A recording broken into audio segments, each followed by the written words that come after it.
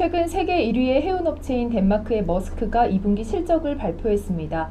전 세계 해운업체들이 글로벌 경기 불황 속에서 적자를 내고 있는 가운데 2분기 순이익만 4억 3,900만 달러에 달하는 실적을 낸 머스크, 그 배경이 궁금하시죠?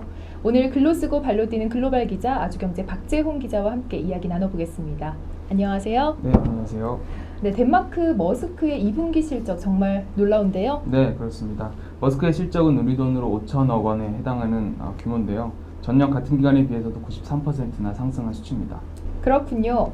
해외 해운업체 실적이 상당한데 국내 해운업계는 어떤가요?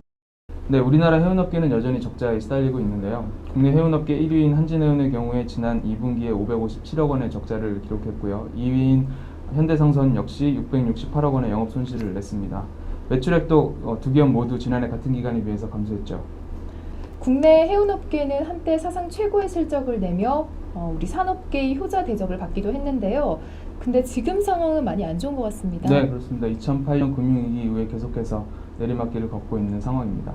네, 우리 해운업계가 이같이 어려움을 겪는 이유 어떻게 분석하시나요? 네, 업계에서는 가장 먼저 금융지원 부족을 꼽고 있는데요. 해운업은 각 업체들의 경영 능력 외에도 글로벌 경기에 민감하게 반응할 수밖에 없기 때문입니다. 정책적으로 금융지원이 있어야 한다는 거죠. 실제로 국내 해운업은 글로벌 시장에서 5위를 기록하고 있고요. 지난해 석유 제품, 조선, 자동차, 반도체에 이어서 5번째로 많은 외화를 벌어들인 업종임에도 불구하고 그 많은 대접을 못 받고 있는 것이 현실입니다. 네, 안타깝네요. 그렇다면 해외 주요 국가들은 자국의 해운업계에 어떤 지원을 하고 있죠? 네, 한국 선주협회에 따르면 앞서 말씀드렸던 머스크뿐만이 아니고 세계 주요 국가들은 다양한 정책적 금융 지원을 통해서 자국의 해운업계 살리기에 나서고 있습니다.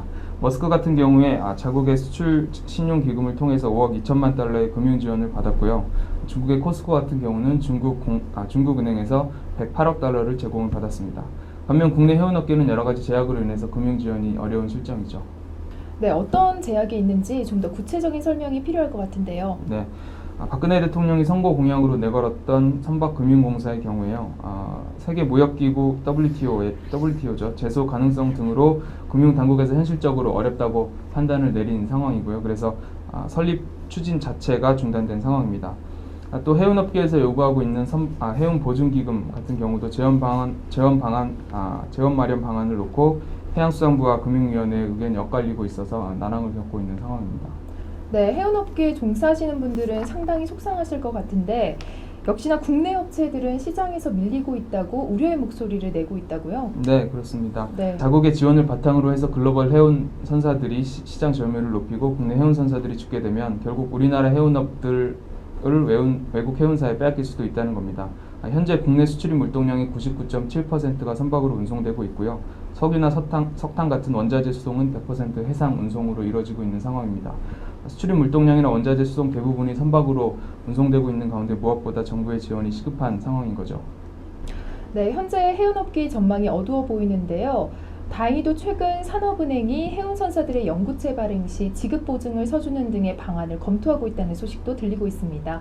앞으로 해운업계가 어떤 노력으로 이 위기를 극복해 나갈지 주목이 되는데요. 오늘 준비한 정보는 여기까지고요. 다음 주에 더 알찬 정보로 찾아뵙겠습니다. 감사합니다.